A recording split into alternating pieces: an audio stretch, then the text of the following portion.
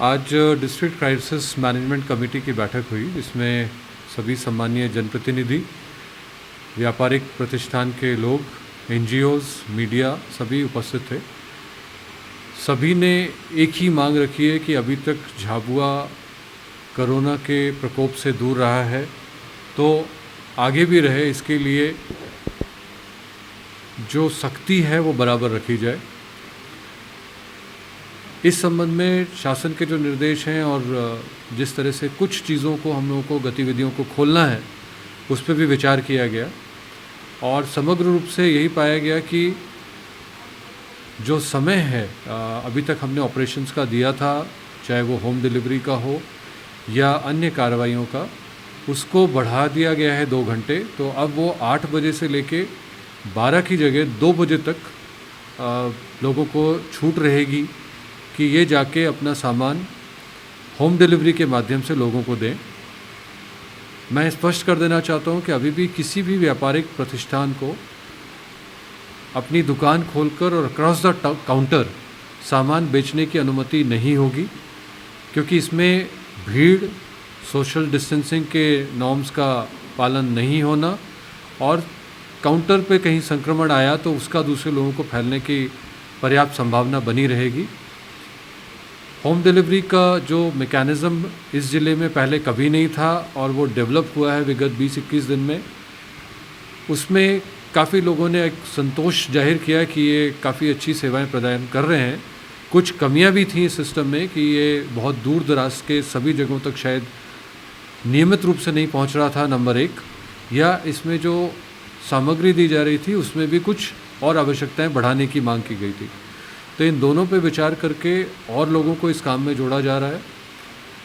इनकी सेवाओं या जो वस्तुएं हैं उनको भी विस्तार किया जाएगा और जो इनका क्षेत्र है वो भी बिल्कुल दूरस्थ गांव तक इनको पहुंचाने के लिए न सिर्फ अनुमति दी जा रही है बल्कि ये सुविधा भी दी जाएगी कि अपना सामान आसानी से वहां बांट सके।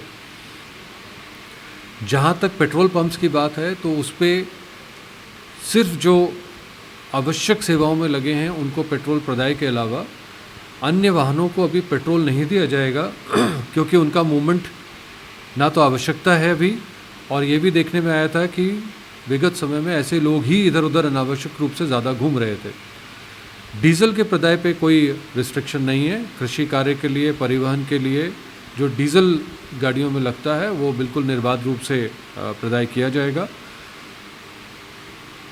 इसके साथ ही कुछ आवश्यक निर्माण कार्य जो कि शासकीय सेक्टर में हैं, हाईवे का हो, पुल के निर्माण का कार्य हो या फिर कि ग्राम पंचायतों में जो मनरेगा के तहत या प्रधानमंत्री आवास के तहत काम होना है उनको छूट दी गई है।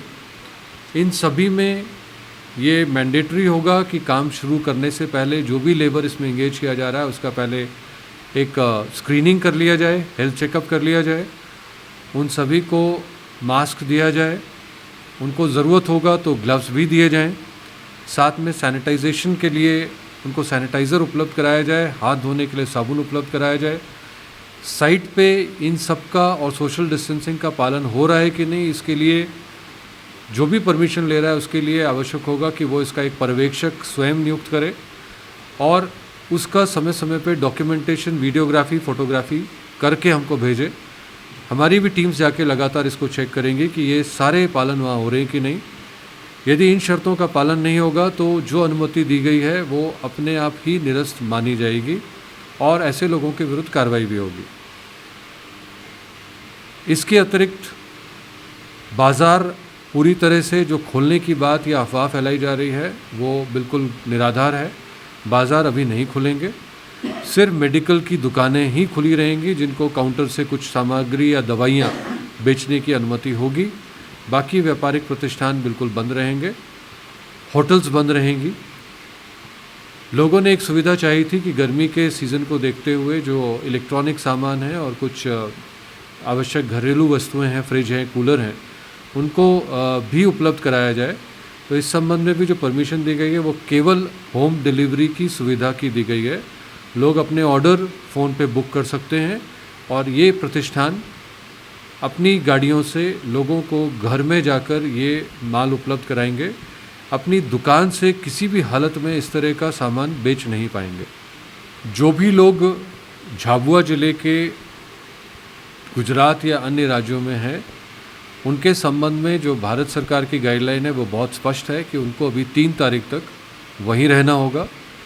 इसी तरह से जो हमारे ज़िले में दूसरे ज़िलों के या अन्य प्रदेशों के लोग हैं जो लॉकडाउन की अवधि में आ गए, जिनको हमने आइसोलेशन में रखा था, उनको भी यहीं हमारे सेंटर्स में रहना पड़ेगा।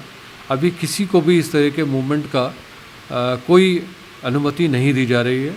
सारे पब्लिक मीन्स ऑफ ट्रांसपोर्ट, चाहे वो रेलवे हो या बसेस हों, वो बंद हैं।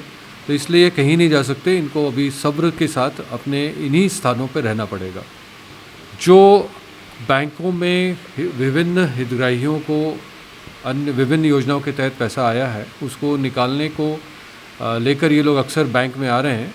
इसमें 2-3 व्यवस्थाएं शुरू करी गई हैं। जो बिज़नेस करस्पॉन्डेंट है और जो कियोस्क संचालक हैं, इनको ये निर्देशित किया गया है कि ये गांव में जाकर पंचायत भवन की बिल्डिंग में, जहां इनको सरपंच, सचिव, ग्राम रोजगार सहायक, अन्य पदाधिकारी जो गांव में हैं उनका सहयोग मिलेगा, उनके समक्ष ये अपना बैंक से वितरण की कार्रवाई करें और लोगों को सुविधा दें कि वो वहीं से ही अपना कैश विड्रॉल करें।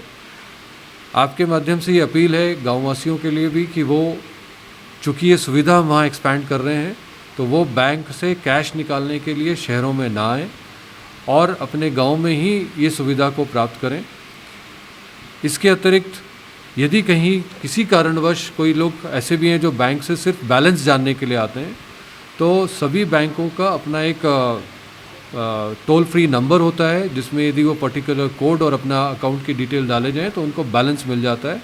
ख़ास तौर से ऐसे बैंक्स में जिसमें कि उनका मोबाइल लिंक्ड है अपने अकाउंट के साथ, तो उसकी सुविधा का भी प्रचार प्रसार भी हम कर रहे हैं उन नंबर्स का, और लोग इस सुविधा का भी लाभ ले सकते हैं।